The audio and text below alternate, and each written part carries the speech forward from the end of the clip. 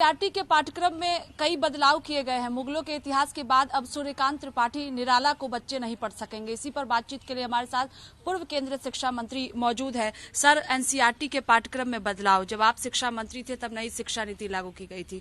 अब जिस तरह से विवाद शुरू हो गया है, सूर्यकांत त्रिपाठी निराला को भी बच्चे नहीं पढ़ सकेंगे, किस तरह से आप देख रहे हैं? ये किसने कहा कि उनको नहीं पढ़ सकेंगे? लेकिन कौन बच्चे और कहां पर पढ़ेंगे, ये काम तो पाठ्यक्रम समिति का है। दूसरी बात कि इस देश को पढ़ाना चाहती है एनसीईआरटी, इस देश को पढ़ाना चाहती है। यदि हम अपने पूर्वजों से अपनी पीढ़ी का साक्षात्कार करके देश को आगे बढ़ाने की बात करते हैं, नवाचार के साथ शिखर पर पहुंचने की बात करते हैं, देश के प्रधानमंत्री जिस बात को कहते हैं कि 21वीं सदी का स्वर्णिम भारत चाहिए, वर्तमान परिस्थितियों और चुनौतियों का मुकाबला करने वाले लोग खड़े चाहिए, तो उसके लिए पाठ्यक्रम है। और ये छोटी छोटी बातें कि ये नहीं पढ़ाया जा रहा है, वो नहीं पढ़ाया जा रहा है, सूर्यकांत त्रिपाठी निराला जी को हम अलग नहीं कर सकते हैं। लेकिन वो कहाँ पर पढ़ाए जाएंगे ये तो पाठ्यक्रम समिति करेगी।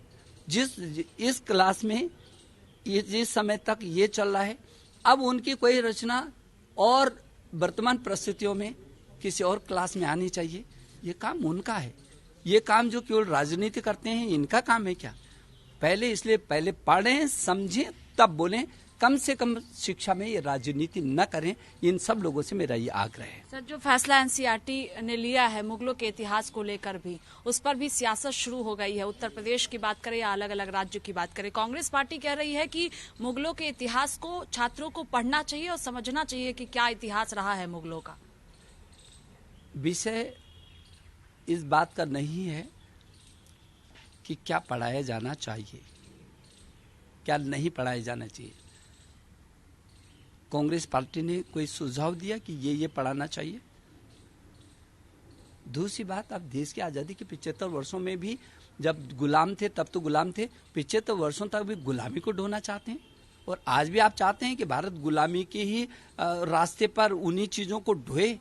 औरंगजेब को पढ़ाना चाहिए, तमाम उन लोगों को पढ़ाना चाहिए जिन्होंने भारत की संस्कृति, सभ्यता और परंपराओं को ध्वस्त किया है। तो उन लोगों को शर्म आनी चाहिए इन बातों को कहते हुए भी। और कम से कम राजनीति में अपनी बात करें। आप शिक्षा को राजनीति का शिकार न बनाएं। एनसीईआरटी का काम है वर्तमान परिस्थितियों के साथ, वो नवाचार के साथ अपनी संस्कृति, अपनी सभ्यता, अपनी परंपरा, अपना पीछे का ज्ञान, विज्ञान और अनुसंधान, नवाचार के साथ पूरी दुनिया के मुकाबला करने के लिए अपनी पीढ़ी को तैयार करे, और यही कर भी रही है।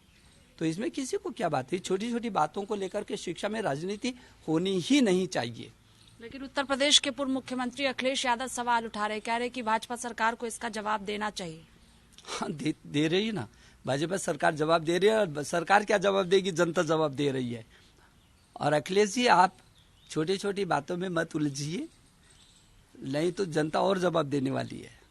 आप बड़ी बात करिए, शिक्षा जैसी उसमें राजनीति न करें कोई भी, तो ज्यादा अच्छा। आपको लगता है कि विपक्षी पार्टियां इस मामले को लेकर सियासत कर रही है, जबकि शिक्षा के मामले में राजनीति नहीं होनी चाहिए? आप तो देख ही रहे ना, आप ही तो पूछ रहे मुझे, आप ही तो पूछ रहे। जब मैं इस देश का शिक्षा मंत्री था और देश के प्रधानमंत्री ने कहा सब लोगों से सुझाव आने चाहिए, और हमने दुनिया का सबसे बड़ा नवाचार किया। सारे मुख्यमंत्री से लेकर सारे राजनीतिक दल, चाहे किसी भी पार्टी का, सांसद से लेकर विधायक, ग्राम प्रधान से लेकर प्रधानमंत्री जी तक, व्यापक विचार विमर्श, शिक्षक से लेकर शिक्षाविद, एनजीओ से लेकर छोटे से लेकर के बड़े तक, इतना बड़ा परामर्श दुनिया में पहली बार हुआ। मैं पूछना चाहता हूं, जो आज ये सवाल कर रहे हैं, ये जरा बता दें मुझे, 2.5 लाख तो ऑनलाइन सुझाव आए, जरा ये सिर्फ मुझे इतना बता दें कि इन्होंने नई शिक्षा नीति जब भारत की बन रही थी तब कौन से सुझाव दिए थे, फिर मैं जवाब दूंगा। बहुत शुक्रिया बातचीत के लिए। देखिए, ये थे हमारे साथ पूर्व केंद्रीय शिक्षा मंत्री रमेश पोखरियाल निशंक, जिन्होंने एनसीईआरटी को लेकर अपना बयान दिया। कैमरा पर्सन रोहित के साथ स्वाति पाठक, भारत समाचार, दिल्ली।